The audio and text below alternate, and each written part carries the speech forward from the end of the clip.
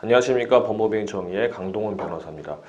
이번에는 지역주택조합 세입자 보호 문제에 관해서 말씀드리려고 하는데요. 세입자면 크게 두 개로 나뉘죠. 주거용 건물의 세입자, 아니면 그 상가 세입자 나뉘는데, 이건 재개발이나 재건축도 다 마찬가지입니다. 근데 결론부터 말씀드리면, 지역주택조합의 그 사업구역 내에 살고 있는 세입자는 원칙적으로 영업보상이나 주거이전비나 이사비를 받을 수가 없습니다. 재건축도 마찬가지고요. 근데 재개발은 받을 수 있죠. 요건들이 충족돼야 되긴 합니다. 공람공고일 이전에 3개월 동안 거주를 해야 된다. 아니면 사업 시행 계획 인가의 3월 전부터 거주를 하거나 사업을 해야 된다. 등등등 있긴 하는데, 어쨌든 재개발은 일정한 요건만 갖춰지게 되면은 세입자들이 주거이전비라든가 이사비라든가 영업보상을 받을 수 있는 반면에, 재건축이나 지역주택조합은 그렇게 되지가 않습니다. 그럼 왜 그럴까요?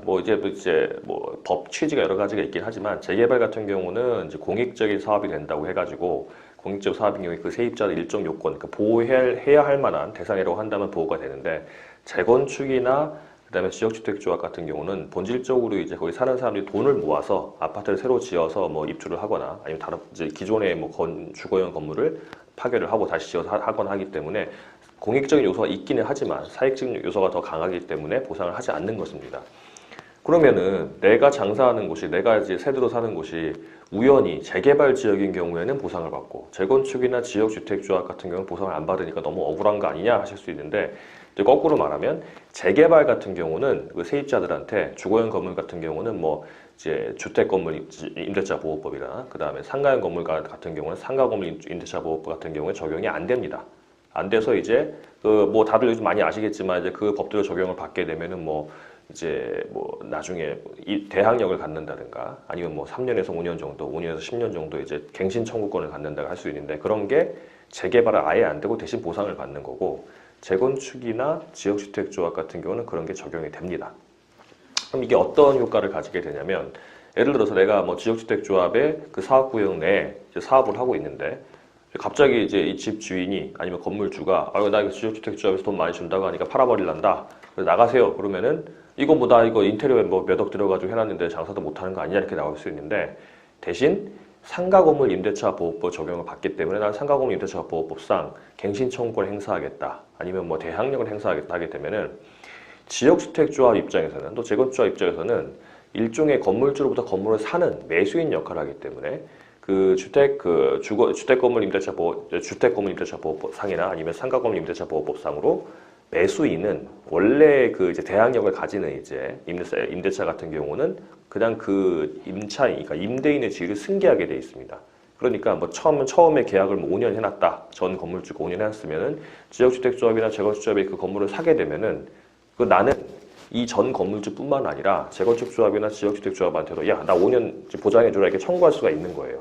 그렇게 되면 내가 지금 장사한 지 2년밖에 안 됐는데 이제 나가라고 하면 나갈 필요가 없고, 당신이 3년 남았으니까 끝까지 하겠다. 그러면 조합 입장에서는 이거 큰일 났죠. 왜냐하면 빨리 착공 들어 공사를 해야 되는데 안 되니까. 그러면 보통 합의금을 많이 제시합니다.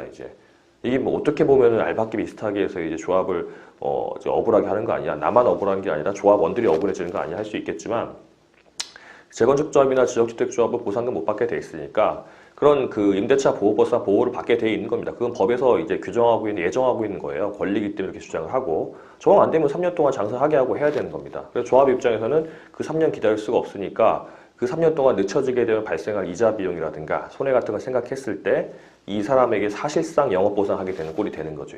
그런 식으로 합의를 할 수 있게 됩니다. 제가 왜 이걸 말씀드리냐면, 오늘 상담 요청을 받았는데, 부산에 계시는 어느 분이 자기가 사업을 하고 있는데, 법인 사업자인데, 자기가 새들어 사고 있는 건물이 지역주택조합 사업구역 내에 들어가서 건물주가 이 건물을 좀 판다고 한다. 그래서 우리가 나가야 된다고 하는데 어떻게 해야 되냐, 이렇게 말을 했어요.